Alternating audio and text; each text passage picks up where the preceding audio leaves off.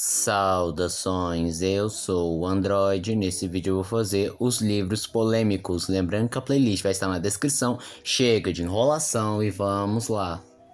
E não sobrou mais ninguém. Este não é só mais um livro da Agatha Christie. Esse é o livro de Agatha Christie. Inclusive, é o seu favorito de todos os tempos, porque ela considerou que, bem, ela escreveu muito bem, deu tudo de si e deixou tudo bem amarrado. Resumidamente, é um grupo de 10 pessoas desconhecidas que são colocadas dentro de uma mansão onde devem pagar pelos seus pecados.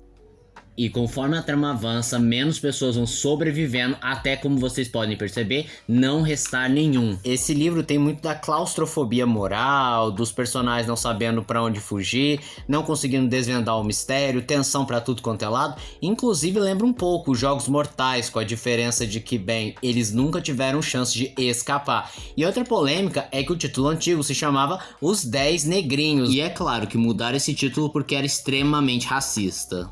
A Bíblia Sagrada, apesar de ser o livro mais lido de todo o planeta, ainda assim não conseguiu fugir de algumas controvérsias. E majoritariamente as controvérsias advêm de momentos bem controversos ditos na Bíblia ou de más interpretações de certos trechos, com temas relacionados a guerras, genocídio, escravidão, abuso, incesto ou relações sociais envolvendo relações de pessoas do mesmo gênero ou da mulher ou do homem na relação. Outro ponto muito apontado em relação à Bíblia é a sua contradição, principalmente quando comparado com o Velho e o Novo Testamento.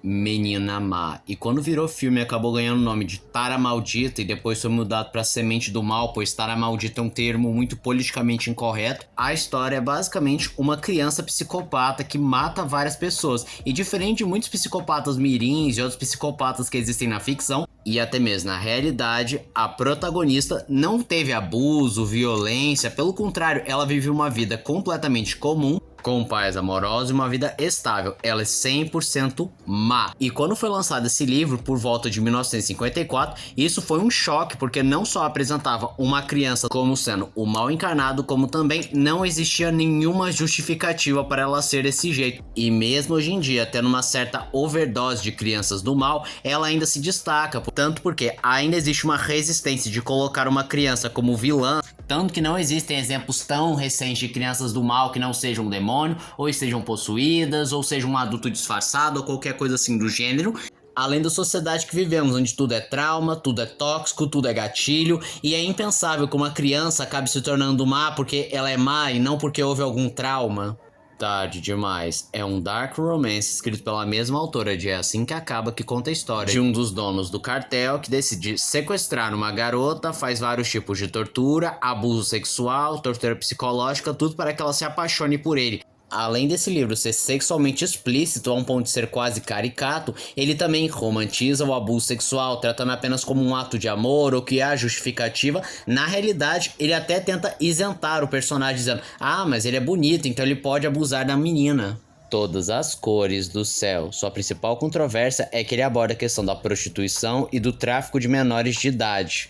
Belo desastre. Não só o livro é bem controverso, como a autora também tem bastante controvérsia, visto que ele é acusado de ser um livro que romantiza a relação tóxica e até justifica tal relação, dizendo que é algo ideal, mas o que também muita gente aponta é que a autora supostamente fez vários tweets que foram considerados racistas e nazistas, e dizem as lendas que nesse livro é possível notar esse viés mais preconceituoso dela.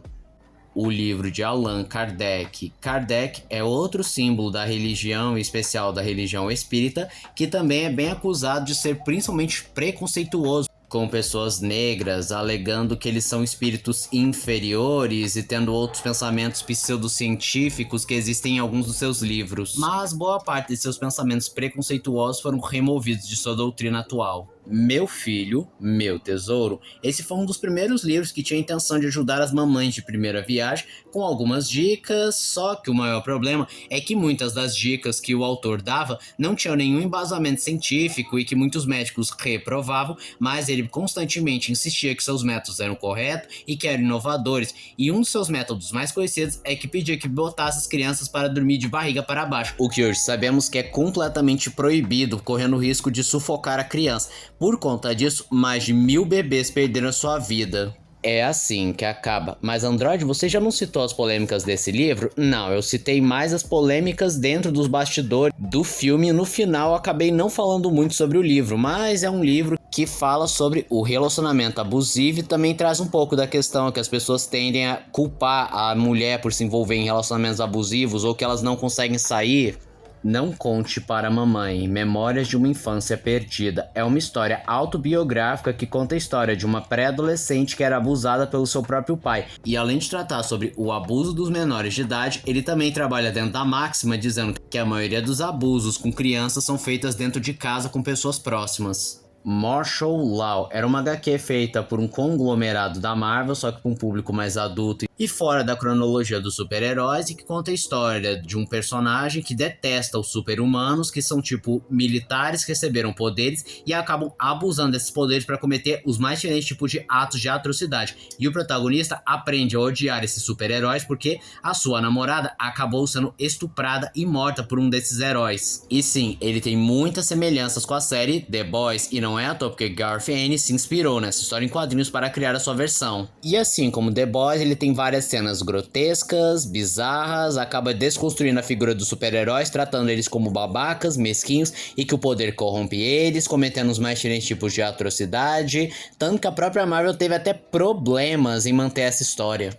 Psicopata americano. Imagino que se dispense apresentações porque ele é bem mainstream atualmente, mas quando ele foi lançado, ele foi considerado impublicado, e quando foi finalmente publicado, ele foi acusado de ser misógino, repulsivo, violento, e algumas editoras lacravam colocando um aviso dizendo: cuidado, material inapropriado. Minha Sombria Vanessa. É a história sobre a Vanessa, uma estudante que se envolve romanticamente com o seu professor, e isso causa vários problemas psicológicos na mesma, e vai abordando a questão dos professores que acabam seduzindo as alunas e além da predação sexual de menores de idade. Garota em Pedaços. Esse livro tem como principal tema a automutilação e acompanha uma menina que tem o hábito de se automutilar e está lutando para superar esse vício. O livro também comenta coisas sobre o abuso, o bullying e o abandono familiar. Garota de Vidro. É uma história que fala sobre transtornos alimentares, em especial a anorexia, tratando também das consequências físicas e psicológicas que esse transtorno causa.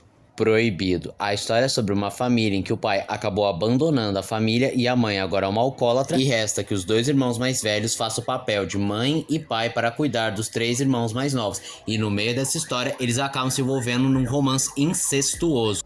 Eixo da Civilização. Esse livro é extremamente controverso por tratar do darwinismo social e de constar que existem raças superiores e raças inferiores. O livro também possui uma carga eugenista, apontando que a melhor forma de termos uma sociedade saudável é exterminando todos os deficientes. Outra coisa bizarra é que existe um prefácio de H.G. Wells, o mesmo autor de A Ilha do Dr. Moreau, A Máquina do Tempo, O Homem Invisível, em que também é acusado de ser bem eugenista e preconceituoso. Estação Carandiru é um livro inspirado nas experiências do Dr. Drauzio Varela quando ele visitou o Carandiru, abordando as questões de como eles eram tratados e principalmente sobre o massacre do Carandiru. O Holocausto Brasileiro é um livro documentário que traz à tona todos os horrores que aconteceram no Hospital Colônia de Barbacena, relatando seus abusos, a violência e o número de mortos, chegando até 60 mil mortos. O Colecionador é aquela história de um funcionário público que é loucamente apaixonado por uma estudante de artes, mas ele não tem coragem de se declarar e decide sequestrá-la, ou melhor, colecioná-la numa casa que ele recém adquiriu, e ele faz de tudo para que ela se apaixone por ele. É um livro que aborda as questões do abuso e do sequestro, mas ele também foi bem chocante na sua época, pois ele distorceu completamente a visão que tinha sobre criminosos, em especial sequestradores e assassinos seriais, visto que a imagem que tinha eram de homens pobres, reprimidos, explosivos, mas o protagonista, de fato, ele também é socialmente excluído, mas ele é um cara calmo, de alta classe, não é explosivo, não faz mal pra ela, não grita, não bate. Mas uma coisa cabulosa sobre esse livro, que inclusive chocou o próprio autor, é que o livro serviu de inspiração para os assassinos da Caixa de Ferramentas que sequestraram várias mulheres com o intuito de transformá-las em escravas sexuais, e os assassinos chamaram de Projeto Miranda. Lembrando que Miranda é o nome da mulher que é sequestrada pelo protagonista.